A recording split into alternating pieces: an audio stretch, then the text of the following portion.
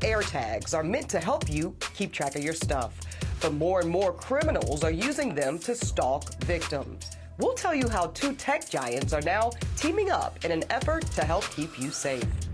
And we've heard of an Amber Alert for missing children. But what about an Eboni Alert for missing black women? That's a bill that California is proposing, and we'll break it down. Plus, why aren't more young black men graduating from HBCUs? We'll look at the surprising decline in college enrollment.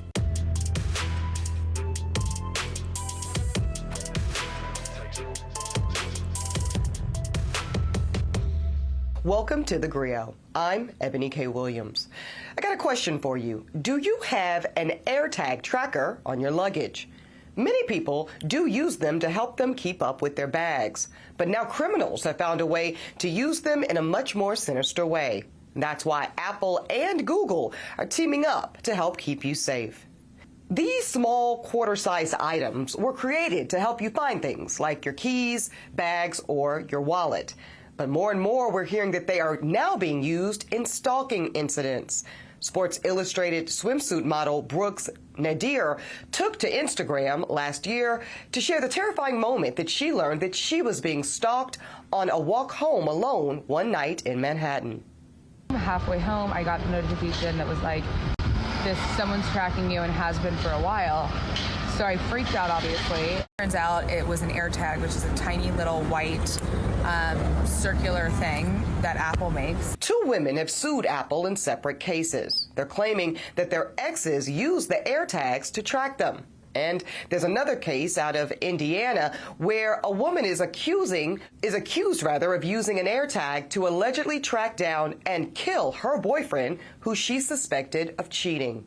Joining me now is tech expert Stephanie Humphrey. Stephanie, thank you so much for being here with us. Let's talk about how significant it is that Apple and Google, two of the biggest rivals in the world, are actually teaming up to join forces on this issue.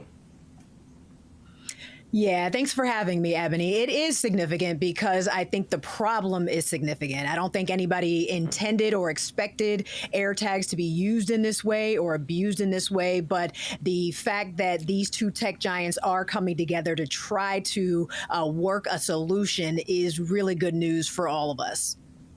Indeed. And Stephanie, what exactly are we hearing that the solutions could look like? What are we thinking that the strategies will be?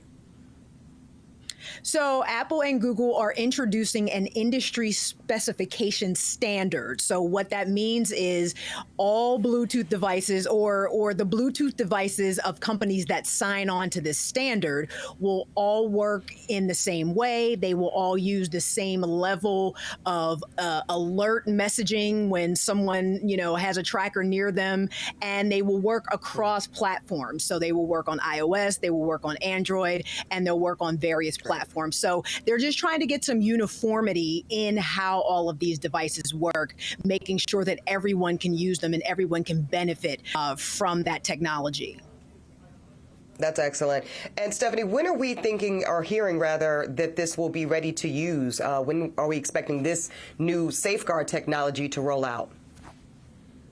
So the standards probably won't be in effect until at least the end of this year, 2023.